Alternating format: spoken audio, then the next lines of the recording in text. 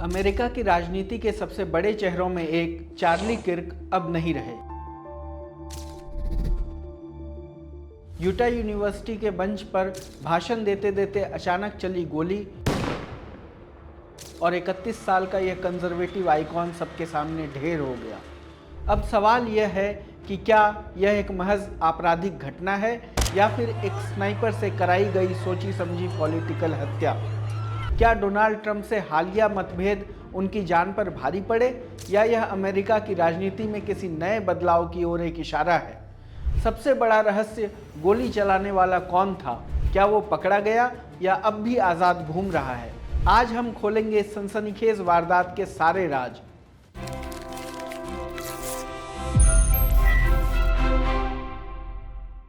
Kirk America के सबसे बड़े कंजर्वेटिव एक्टिविस्ट और मीडिया पर्सनालिटी में एक थे। वह राष्ट्रपति ट्रंप के करीबी सहयोगी भी थे। उन्होंने 18 साल की उम्र में टर्निंग पॉइंट यूएसए की सह स्थापना की थी। यह एक गैर लाभकारी कंजर्वेटिव संगठन है। किर्क का यह संगठन धीरे धीरे देश का सबसे बड़ा कंजर्वेटिव यूथ मूवमेंट बन गया। सालों में वह ट्रंप समर्थक इन्फ्लुएंसर्स के नेटवर्क का अहम चेहरा बन गए। उन्हें अक्सर मेक अमेरिका ग्रेट अगेन यानी मेगा आंदोलन का चेहरा कहा जाता था। ट्रंप ने कई बार किर्क को श्रेय दिया कि उन्होंने 2024 के राष्ट्रपति चुनाव में बड़ी संख्या में युवाओं और अश्वेत मतदाताओं को अपने पक्ष में किया। वह मुख्य धारा मीडिया के कट्टर आलोचक थे और नस्ल, जेंडर और इमिग्रेशन जैसे सांस्कृतिक वर्चस्व के मुद्दों पर अपनी कठोर राय रखते थे। उनकी उकसाने वाली यानी प्रोवोकेटिव शैली ने उन्हें बड़ा समर्थक वर्ग दिया, लेकिन इसके साथ ही उन्हें कड़ी आलोचना भी झेलनी पड़ी। समय के साथ किर्क राष्ट्रपति के बड़े बेटे डोनाल्ड ट्रंप जूनियर से करीबी दोस्ती के लिए भी सुर्खियों में रहे। दोनों ने इस साल जनवरी में साथ में ग्रीनलैंड की यात्रा की थी। वह राष्ट्रपति जेडी वेंस के भी शुरुआती समर्थकों में थे। उन्होंने उस समय वेंस का समर्थन किया जब ट्रंप वेंस को लेकर दुविधा में थे। किर्क के एक्स प्लेटफॉर्म पर 55 लाख 5.5 मिलियन फॉलोअर्स थे। वह द चार्ली किर्क शो नाम से पॉडकास्ट और रेडियो कार्यक्रम होस्ट करते थे, जिसे हर महीने 5 लाख से ज़्यादा लोग सुनते थे। वह अक्सर फॉक्स न्यूज़ पर नजर आते थे। हाल ही में वह फॉक्स एंड फ्रेंड्स शो पर गेस्ट को होस्ट भी बने थे। न्यूयॉर्क टाइम्स की एक रिपोर्ट के मुताबिक किर्क ने कभी भी प्रशासन में आधिकारिक भूमिका लेने की कोशिश नहीं की। उनका असली लक्ष्य रिपब्लिकन पार्टी और व्यापक रूप से अमेरिकी राजनीति को नया आकार देना था। उन्होंने एनवाईटी मैगजीन से फरवरी में कहा था, हम संस्कृति को बदलना चाहते हैं। किर्क ने अपने लोकप्रिय पॉडकास्ट, लगातार भाषणों और किताबों के जरिए काफ़ी धन अर्जित किया। उनकी 2020 की किताब the mega doctrine best seller रही। सोशल मीडिया पर वह लगातार सक्रिय रहते थे और तमाम मुद्दों पर दक्षिणपंथी नज़रिए से राय रखते थे। हालांकि हाल के दिनों में चार्ली किर्क और डोनाल्ड ट्रंप के बीच कुछ मतभेद भी सामने आए। सबसे पहले ट्रंप जब लगातार फ्लोरिडा के गवर्नर रॉन डेसांटिस पर हमले कर रहे थे तो किर्क ने इसे रणनीतिक गलती बताया। उन्होंने खुलकर डेसांटिस का साथ दिया। उन्होंने कहा कि ट्रंप को उनके ऊपर हमले बंद करने चाहिए, इससे मेगा समर्थकों में नकारात्मकता फैलती है। इसके बाद पार्टी नेतृत्व के मुद्दे पर भी टकराव दिखा। जब ट्रंप ने आरएनसी की अध्यक्ष रोना मैकडेनियल को दोबारा समर्थन दिया तो किर्क ने इसे भारी गलती कहा। टीपीयूएसए और रिपब्लिकन पार्टी के बीच तालमेल को लेकर भी कई सवाल उठे। विदेश नीति पर भी दोनों के बीच मतभेद रहे। इजराइल और ईरान को लेकर ट्रंप की संभावित योजनाओं का किर्क ने विरोध किया और ट्रकर कार्लसन और मार्जियो टेलर जेनरे जैसे अन्य मेगा चेहरों के साथ मिलकर कहा कि ट्रंप को विदेशी युद्धों में नहीं उलझना चाहिए, क्योंकि यह उनकी 2024 की रणनीति के खिलाफ जाता है। इसी तरह जेफरी एप्स्टीन मामले पर भी किर्क ने ट्रंप प्रशासन की पारदर्शिता पर सवाल उठाए थे। उन्होंने कहा था कि इस पर सरकार का मैसेजिंग गलत तरीके से हैंडल किया गया। हालांकि ट्रंप के आश्वासन के बाद उन्होंने इस विषय पर चुप्पी साध ली थी। अब आते हैं बुधवार को यूटा वैली यूनिवर्सिटी यूवीयू में एक कार्यक्रम के दौरान क्या हुआ, जिसमें 31 साल के किर्क को गोली मारी गई। किर्क एक स्पीकिंग टूर पर थे। यूवीयू से उन्होंने इस दौरे की शुरुआत की थी। इस टूर को उन्होंने अमेरिकन कमबैक टूर नाम दिया था। गोलीबारी से पहले वह अपने prove me wrong debating table पर बैठे थे। वहाँ वह खुले में स्टूडेंट से सवाल कर रहे थे। वीडियो में दिखता है कि वह एक छात्र के साथ मास शूटिंग्स और ट्रांसजेंडर लोगों को लेकर बहस कर रहे थे। घटना का एक वीडियो सोशल मीडिया पर चल रहा है जिसे हम यूट्यूब की गाइडलाइन के कारण आपको नहीं दिखा सकते। वीडियो में दिख रहा है कि किर्क खुले मैदान में बड़ी भीड़ से बात कर रहे हैं। तभी अचानक तेज धमाका हुआ, एक गोली चली। किर्क ने कुछ पल के लिए अपनी गर्दन पकड़ी और फिर कुर्सी से गिर पड़े। इसके बाद लोग घबराकर भागने लगे। रिपोर्ट के मुताबिक किर्क को लगभग अमेरिकी समय के अनुसार बुधवार को दोपहर 12:10 यानी कार्यक्रम शुरू होने के करीब 20 मिनट बाद गोली मारी गई।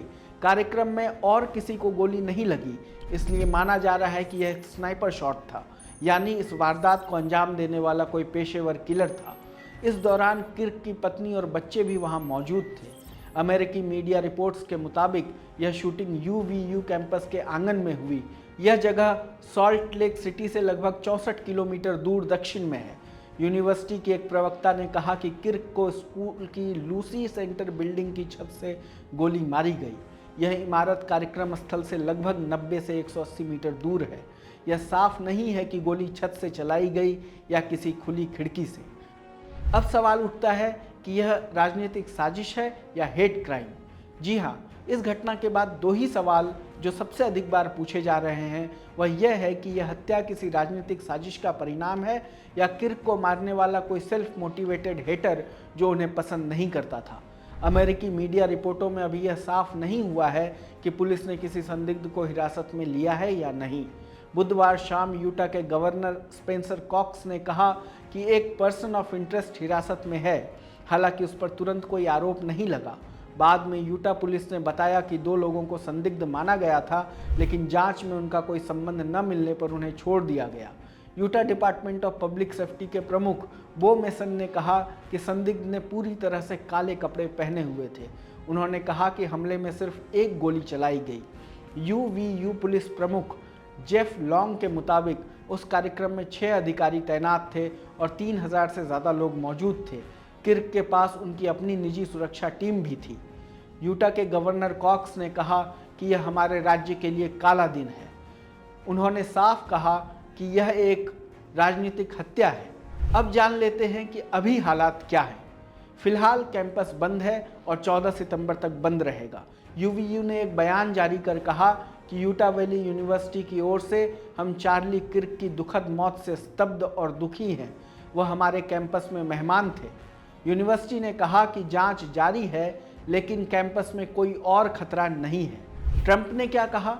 अमेरिकी राष्ट्रपति ने इस हत्या को अमेरिका के लिए बहुत अंधेरा पल बताया। उन्होंने आदेश दिया कि किर्क के सम्मान में रविवार शाम तक सभी अमेरिकी झंडे आधे झुके रहेंगे। ट्रंप ने व्हाइट हाउस से एक वीडियो जारी किया। इसमें उन्होंने किर्क को श्रद्धांजलि दी और साथ ही लिबरल्स की आलोचना की। उन्होंने कहा कि लिबरल्स की बयानबाजी ने ही किर्क की हत्या करवाई। ट्रंप ने कहा कि मैं गहरे दुख और गुस्से से भरा हूं कि यूटा के एक कॉलेज कैंपस पर चार्ली किर्क की घिनौनी हत्या कर दी गई। चार्ली ने लाखों लोगों को प्रेरित किया। आज रात जो भी उन्हें जानते और प्यार करते थे, सभी सदमे और भय में हैं। चार्ली एक सच्चे देशभक्त थे।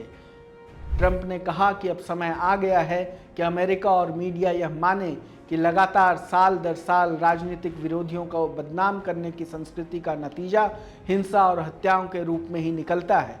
उन्होंने कहा कि कट्टर वामपंथ ऐसे महान अमेरिकियों की तुलना नाजियों और दुनिया के सबसे बड़े अपराधियों से करता है। ट्रंप ने कहा कि इस तरह की बयानबाजी ही हमारे देश में आतंकवाद को जन्म देती है। इसे तुरंत खत्म होना चाहिए। क्या यह हत्याकांड अमेरिका में राजनीति में हाल में हुए एक बड़े बदलाव की ओर इशारा करता है? समाचार आउटलेट द गार्जियन ने लिखा कि यह गोलीकांड ऐसे समय में हुआ है जब पिछले 1 साल में कई राजनीतिक घटनाओं से जुड़ी हिंसा बढ़ी है। कई बार यह हिंसा राजनीतिक लक्ष्यों को साधने के लिए की गई है। साल 2024 में ट्रंप पर हत्या के 2 प्रयास हुए। पिछले दिसंबर में एक शूटर ने यूनाइटेड हेल्थ केयर के प्रमुख की हत्या कर दी। अप्रैल में पेंसिल्वेनिया के गवर्नर जोश शापिरे के घर में आगजनी की गई। जज और चुने हुए अधिकारी लगातार बढ़ती धमकियों और उत्पीड़न की शिकायत कर रहे हैं। कई घटनाएं गाजा युद्ध के विरोध से भी जुड़ी रही।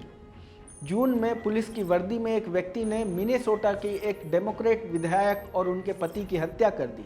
उसी हमले में एक और विधायक और उनकी पत्नी घायल हुए। अगस्त में एक बंदूकधारी ने centre for disease control and prevention CDC मुख्यालय पर हमला कर दिया, जिसमें एक पुलिस अधिकारी मारा गया। सर्वे बताते हैं कि राजनीतिक मकसदों के लिए हिंसा का इस्तेमाल करने को लेकर दोनों पार्टियों के समर्थकों में स्वीकृति बढ़ी है। Chicago project on security and threats के निदेशक रॉबर्ट बापे ने न्यूयॉर्क टाइम्स में लिखा कि मई में उनकी टीम द्वारा किया गया सर्वे अब तक का सबसे चिंताजनक रहा। उन्होंने लिखा, लगभग 40% डेमोक्रेट्स ने माना कि ट्रंप को राष्ट्रपति पद से हटाने के लिए बल प्रयोग करना ठीक है। वहीं करीब 25% रिपब्लिकन ने माना कि ट्रंप की नीतियों के खिलाफ विरोध प्रदर्शनों को रोकने के लिए सेना का इस्तेमाल सही है। यह संख्या पिछले साल के मुकाबले दोगुनी हो गई है। बहरहाल किर्क की हत्या क्यों हुई, इसका पता तो आने वाले समय में ही चल पाएगा। हमारे आज के वीडियो में इतना ही। देश दुनिया की तमाम खबरों से जुड़े रहने के लिए देखते रहिए लोकमत हिंदी। धन्यवाद।